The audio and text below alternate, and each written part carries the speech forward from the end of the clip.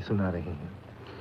ایک دن میں نے کھانا اس لیے نہیں کھایا کہ سالن میں نوکرانی نے ہرا دھنیا ڈال دیا تھا، اور ہرا دھنیا مجھے بہت برا لگتا ہے۔ میں منہ پھلائے بیٹھا تھا کہ میری ماں آ گئی۔ میں نے زور سے پلیٹ دور پھینکی اور ماں سے کہہ دیا کہ میں دھنیا والا سالن نہیں کھاؤں گا۔ پہلے تو ماں نے نوکرانی کو بلا کر خوب ڈانٹا، اسے سمجھا دیا کہ آج کے بعد کسی سالن میں ہرا دھنیا نہ ڈالا جائے۔ ٹھیک ماں صاف پلیٹ لے کر میرے پاس آ بیٹھی اور کہنے لگی، کہو تو دوسرا سالن بنا کے لا دوں، ورنہ دھنیا کی پتیاں چن کے نکال دیتی ہوں، اسی سالن کے ساتھ روٹی کھا لو۔ وہ پتیاں چن چن کے ایک پلیٹ میں الگ رکھتی رہی۔ دھیرے دھیرے وہ باتیں بھی کرتی رہی۔ اللہ تعالیٰ کی نعمتوں کو اس طرح نہیں ٹھکراتے۔ کھانا اچھا نہ بھی لگے تو صبر و شکر سے کھا لینا چاہیے۔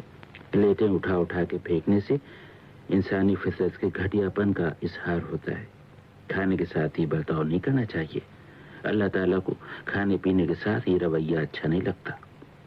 ابھی سے تمہارا مزاج بگڑا ہے کہ سالن اپنی مرضی کے خلاف ہو گیا تو تم نے پلیٹیں اٹھا اٹھا کے پھینکنا شروع کر دی۔ دنیا تو بڑی ظالم جگہ ہے بیٹے۔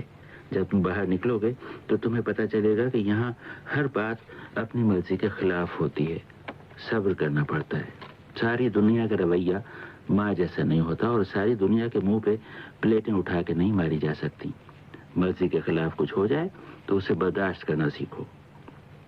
تم تو اتنے سمجھدار بچے ہو، پتہ نہیں تمہیں دنیا میں کتنے بڑے بڑے کام کرنے ہیں۔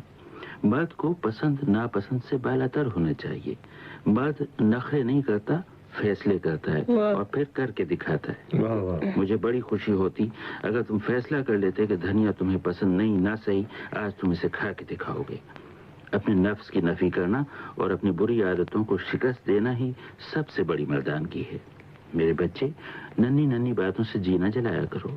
کل تمہیں محنت کرنا ہے، جب تمہارے کاندھوں پر بہت بڑے بڑے بوجھ ہوں گے۔